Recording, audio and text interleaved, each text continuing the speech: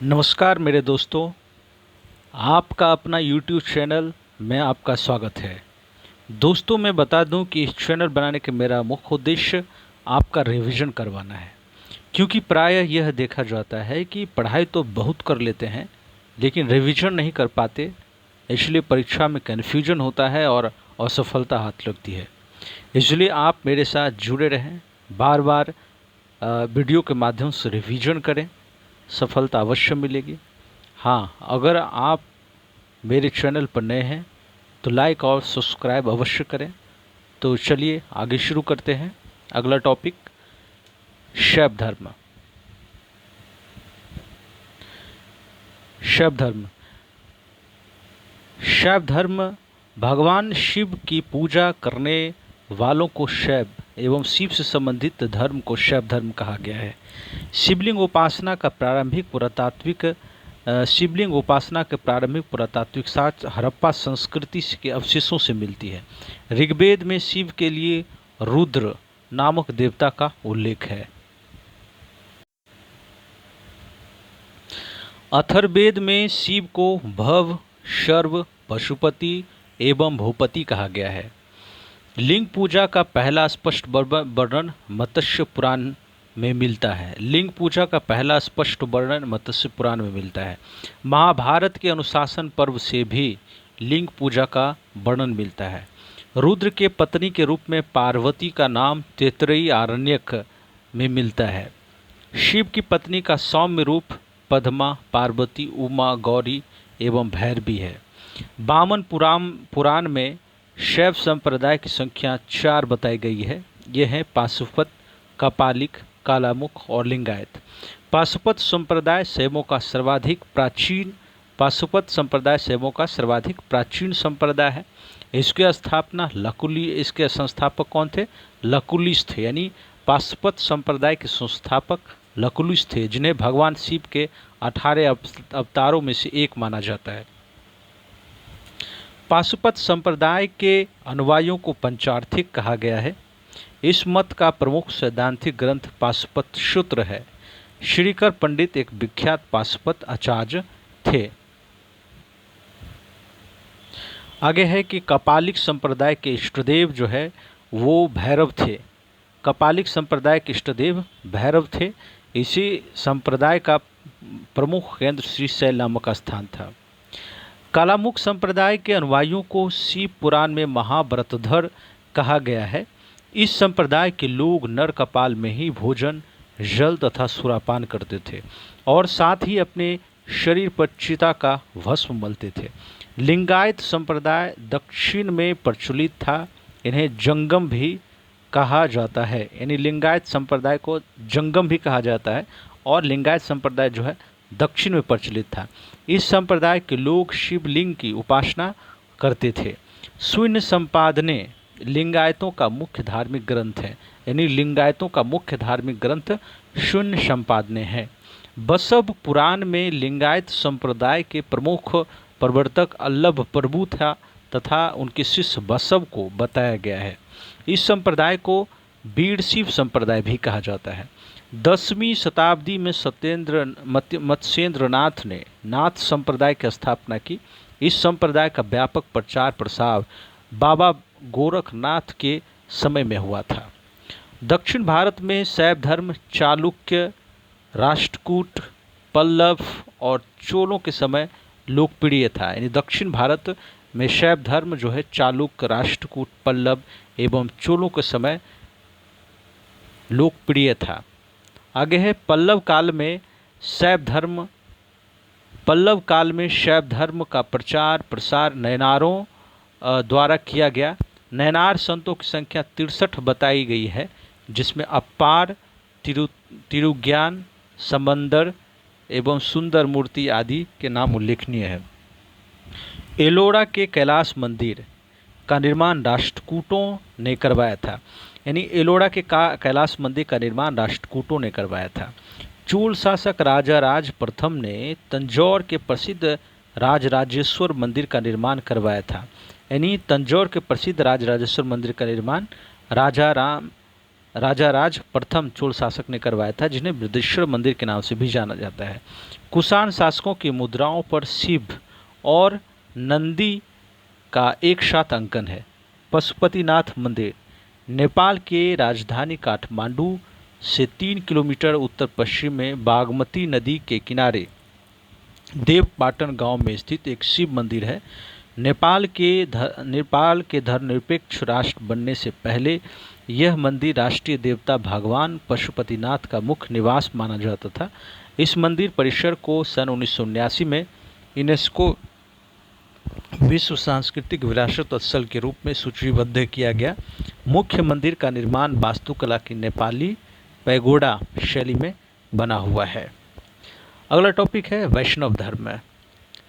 वैष्णव धर्म के बारे में बात करें तो वैष्णव धर्म के विषय में प्रारंभिक जानकारी उपनिषदों में मिलती है। वैष्णव धर्म के बारे में प्रारंभिक जानकारी उपनिषदों में मिलती है। इसका विकास भागवत धर्म से हुआ। नारायण के पूजक मूलतः पंचरात्र कहे जाते थे। वैष्णव धर्म के प्रवर्तक कृष्ण थे, जो वृषण कबीले के थे और जिनका निवास स्थान मथुरा था। और आगे की बात करें तो कृष्ण का उल्लेख सर्वप्रथम जो है कृष्ण का उल्लेख सर्वप्रथम शांदोग्ध उपनिषद के में देवकी पुत्र और अंगिरस के शिष्य के रूप में हुआ है। वसुदेव कृष्ण का सबसे प्रारंभिक अभिलेखीय उल्लेख वैश्नगर स्तंभ अभिलेख में पाया जाता है। यानी वासुदेव कृष्ण का सबसे प्रारंभिक अभिलेखीय उल्लेख वैश्नगर स्तंभ अभिलेख में पाया गया है। विष्णु के 10 अवतारों का उल्लेख मत्स्य पुराण में मिलता है।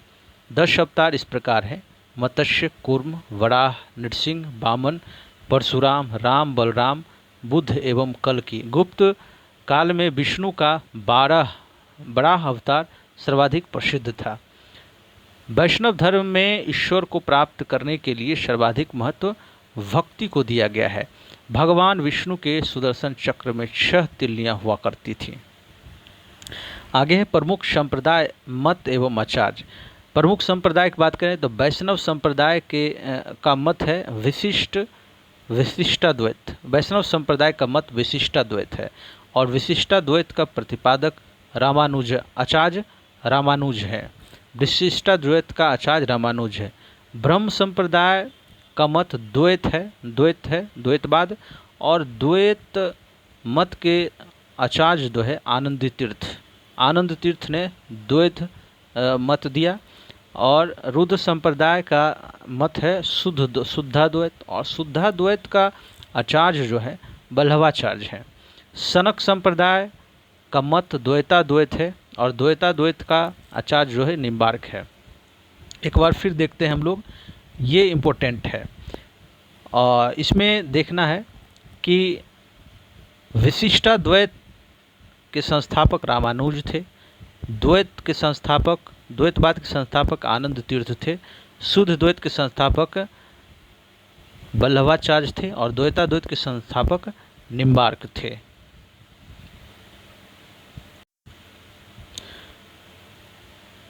आगे है प्रमुख संप्रदाय, संस्थापक और पुस्तक।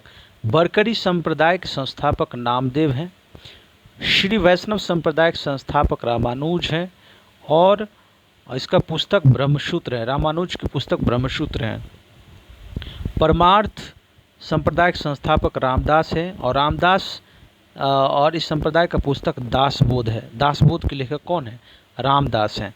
राम भक्त संप्रदाय के संस्थापक रामानंद हैं और रामानंद द्वारा लिखित पुस्तक अध्यात्म रामायण है। यानी अध्यात्म रामायण को रामानंद ने लिखा।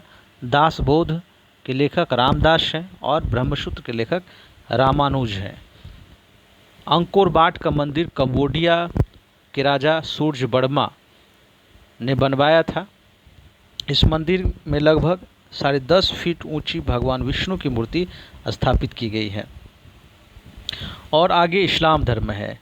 इस्लाम धर्म के संस्थापक हजरत मोहम्मद साहब थे।